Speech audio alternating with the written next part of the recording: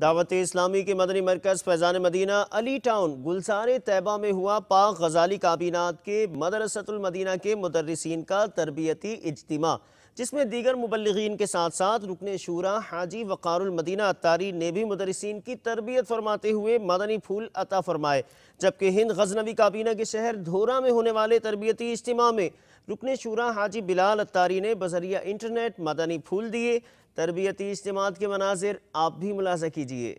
تم دعوت اسلامی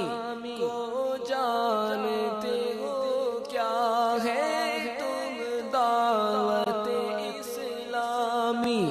کو جانتے ہو کیا ہے، فیضان مدینہ ہے، فیضان مدینہ